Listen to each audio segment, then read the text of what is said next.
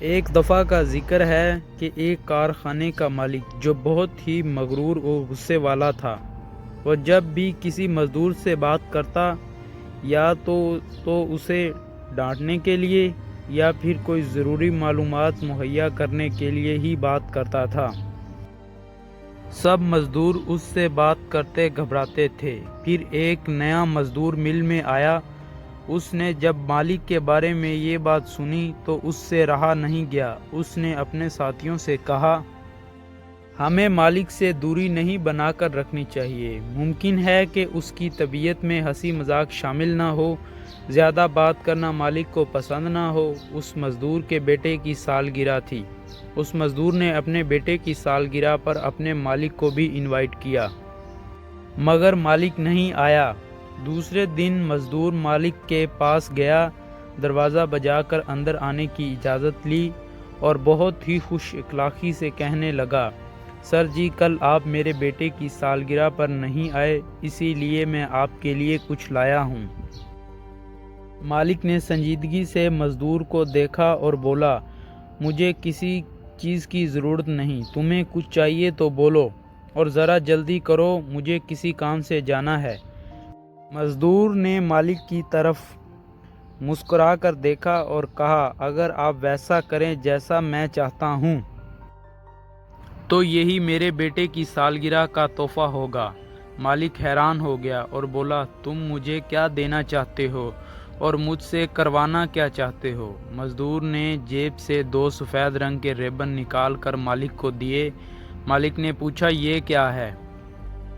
مزدور نے کہا، یہ مجھے کسی نے دیے تھے جب میں دوسروں سے دور رہتا تھا، اور پھر اس نے مجھے کہا، یہ ایک تمہارے لیے، کیونکہ تم ایسے انسان ہو جو میری زندگی میں بہت اہمیت رکھتے ہو، اور میں دوسرا سفید ریبن اس کے لیے ہے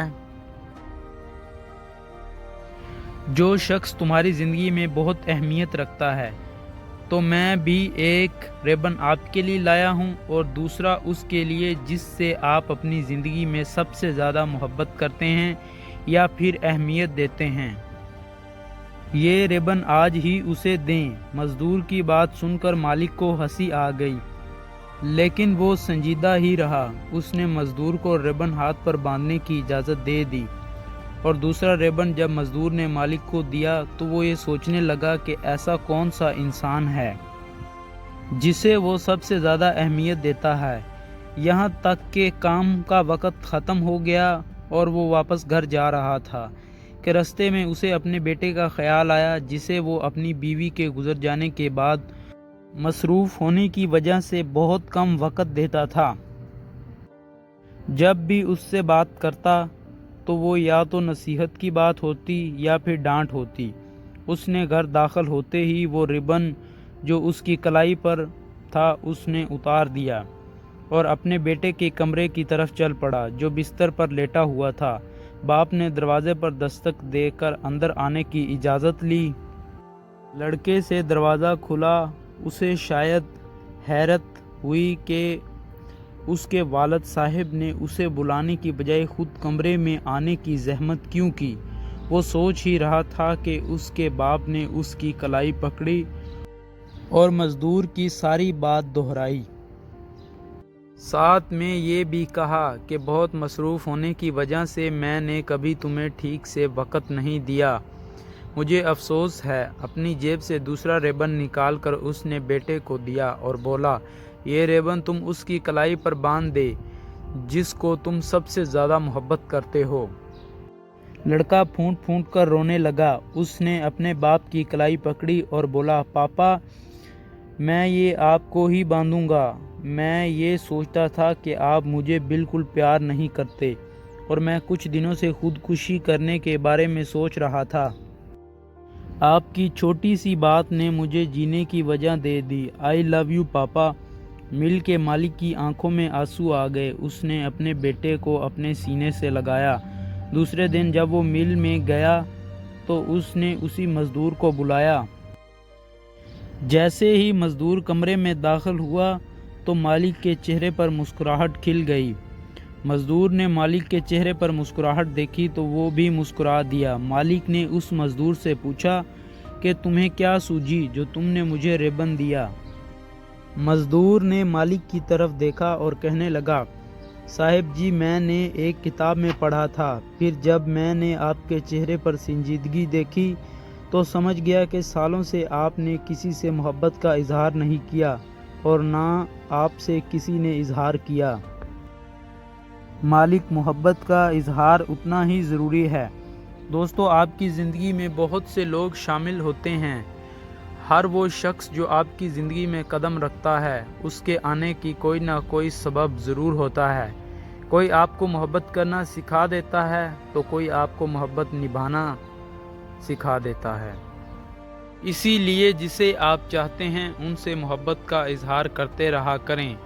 اظہار محبت کے بعد آپ کی بہن، بیٹی، بیوی اور آپ کی اولاد آپ کو وہ مسائل سنائے گی جو وہ بیچارے کبھی آپ سے کہہ نہیں پائے۔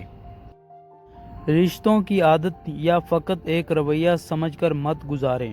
یقین جانیں ایسا کرنے سے نہ فقط آپ کے گھر سکون اور خیر و برکت ہوگی بلکہ آپ جب پرسکون حالت میں گھر سے باہر قدم رکھیں گے تو آپ لوگوں کے لیے باعث خیر ہوں گے۔ ایک عورت کہنے لگی، خدا کی قسم ہم ایک سانس نہ لے سکیں اس ماحول میں جہاں مرد اپنی فیملی کے لیے خود کو قربان کرتا ہو۔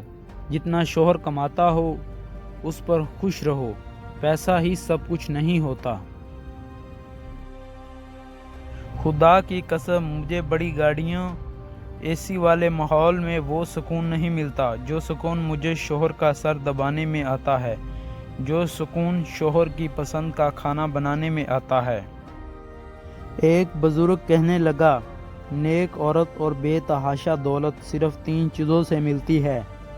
نمبر 1 محنت کرنے سے، نمبر 2 اللہ کی عبادت کرنے سے، نمبر 3 نظر جھکا کر چلنے سے۔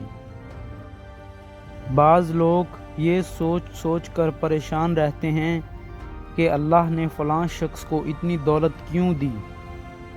جانتے ہو انسان کسے کہتے ہیں؟ جس کی آنکھ میں احترام ہو اور الفاظ میں نرمی ہو، اس کے اخلاق میں رحم دلی ہو اور اس کا مقصد میں اعلیٰ ظرفی ہو۔